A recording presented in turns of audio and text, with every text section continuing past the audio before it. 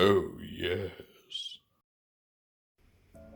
Welcome back, everyone. Today I'm very excited to bring you a review for the brand new Transformers War for Cybertron Kingdom Core Class Optimus Prime. This toy is considered number 1, as you can see up here, War for Cybertron Kingdom 1. And it is a essentially miniaturized version of the Earthrise Optimus design. Or at the very least, it's inspired by that design. And naturally, we'll be doing some comparisons with that, so you can see the similarities. And this is kind of an interesting departure for Generations for the last several years. This is the first time since Combiner Wars that they've released the same character and essentially the same design in multiple size classes.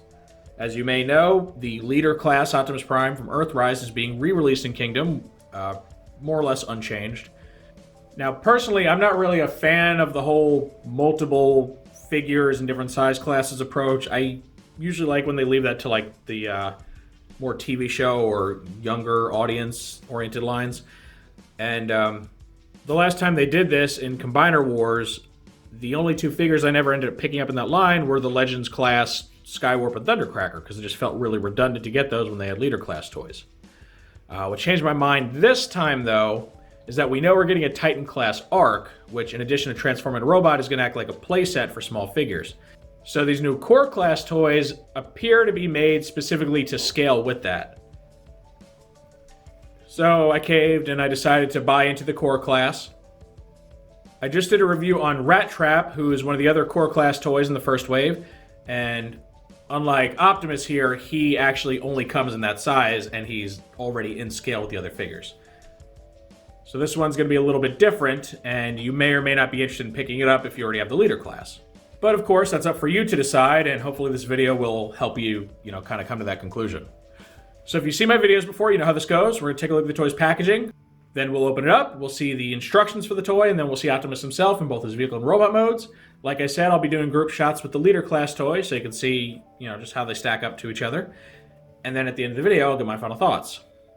So Optimus comes in your standard blister card style packaging, which is still used for the smaller size classes. You get this really nice artwork of the character up front here. You get the arc in the background. You got his name in a greenish color, which I guess is just going to be the new standard for Kingdom, as opposed to like the blue-green from Earthrise. Little serial number up here. Here's Optimus himself in his robot mode. Kind of looks like he's looking down, but maybe it's just the way he's packaged. You can see he's got his ion blaster right here. You'll also see that my package is severely bent and creased because guess where I got this? That's right, Amazon, because they just keep throwing my toys in envelopes and then thinking that's not going to get ruined, or really just probably not caring. So thanks, guys.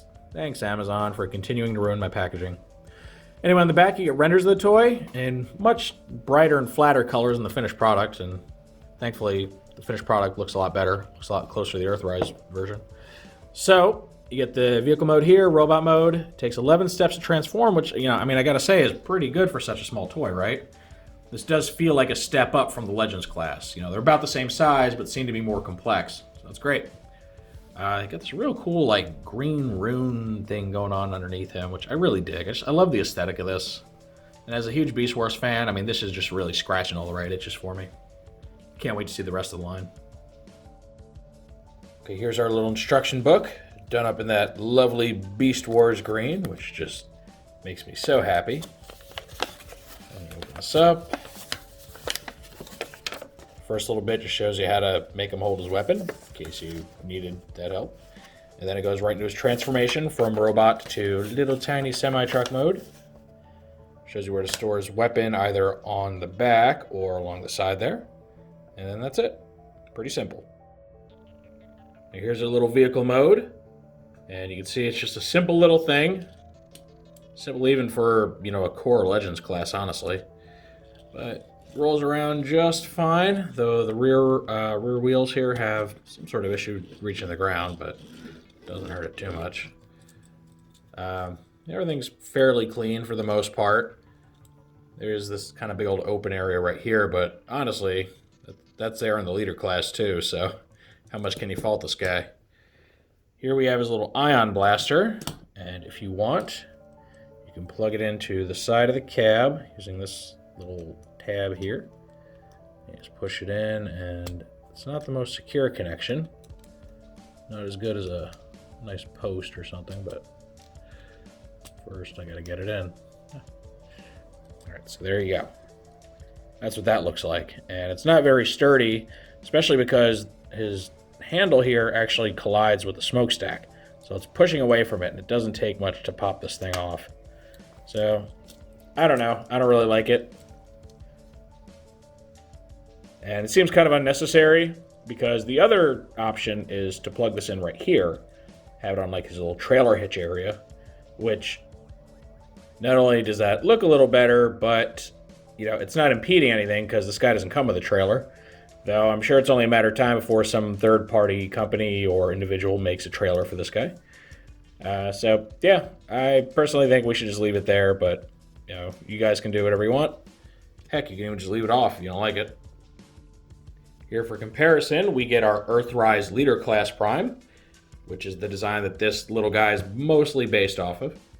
And you can see, what's different, what's similar. Again, they both have that gap in the cab right there toward the back, and they just kind of fail to cover up. The Leader toy has the big gas tanks here, whereas this guy doesn't. Much more simple. And also, his feet don't articulate or fold down or anything, so they're just sticking right up. In fact, this kind of reminds me of like a Cyberverse figure with how simple it is. So, no comparison, definitely. The Leader is by far the better design, but, what do you expect? You're going from a $10 toy to a $30 figure, or $50 if you count the trailer. So obviously it's not going to add up.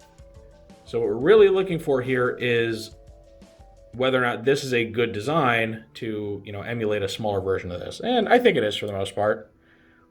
It gets all the right looks down and can't really hate on it. Plus the whole point of this guy is to scale with the Arc anyway, so it's really just to flesh out your playset whenever that comes out. Alright, now it's time to transform our mini Optimus. And the steps should feel pretty familiar for anyone that's messed with a G1 base Optimus Prime. So go ahead, remove his weapon, get that out of the way. And let's go ahead, pull his arms off, like so, and out.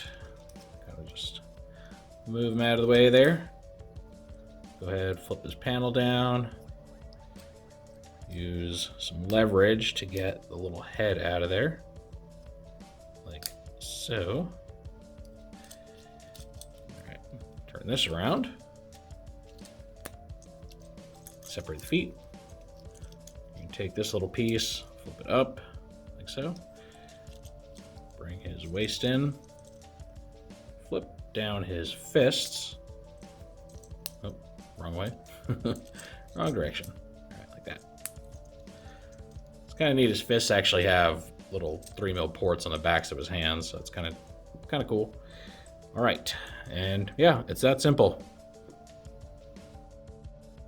Now, as far as storage for his weapon, there doesn't seem to be any good place to make this work, so I think his only real option is just to hold on to it, sadly.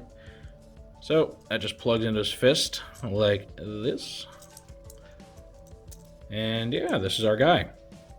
Now, as far as articulation, he has about the standard for a Legends or Core class. So the head is on a swivel, can go full 360, which is good. The shoulders are ball jointed, and they also get kind of some backward swing because of transformation. It's got ball jointed elbows. The fists are static, unfortunately. And he doesn't have an actual waist swivel. He can swivel up here a little bit, but yeah, it's not really going to get you much. The hips are also on ball joints, as are the knees, and then the feet don't articulate at all. So, about what you would expect for a toy of his size. And he is little. He's a really little guy. But this is what we have. Want to do a quick group shot with the other two core figures from this wave. On the left you have Vertebrake, the Predacon, and on the right you have the Maximal Rat Trap. And I just want to do this to give you a pretty good idea of how big this Optimus is in the grand scheme of things.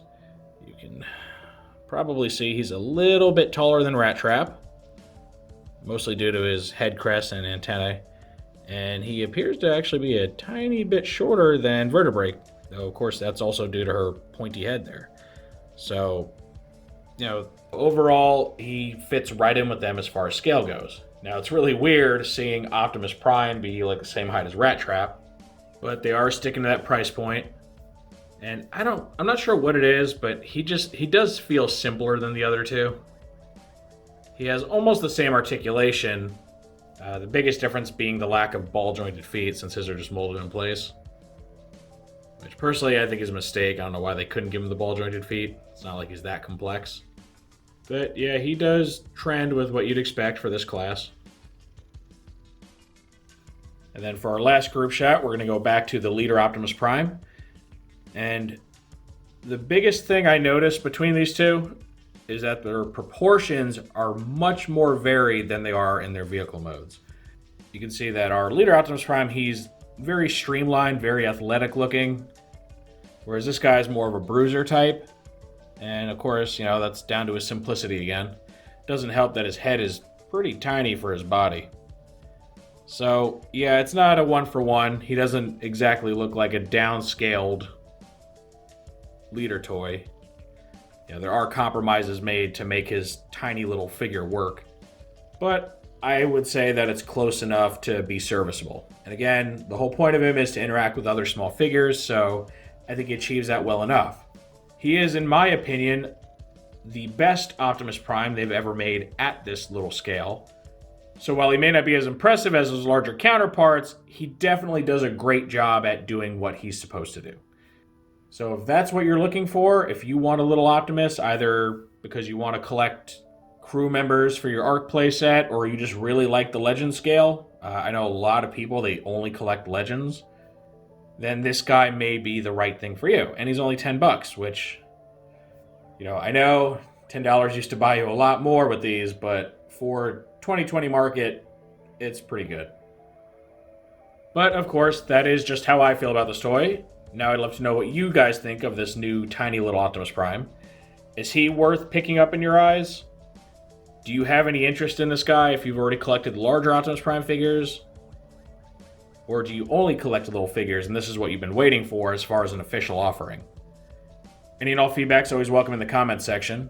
If you enjoyed this review, make sure to toss it a like. Let YouTube know you want to see more stuff like this. If you do want to see more like this, make sure to subscribe and hit the notification bell so you always get a heads up when I post something new. And thank you for joining me for this look at the brand new Transformers Kingdom Core Class Optimus Prime. And with all that said, I will see you next time.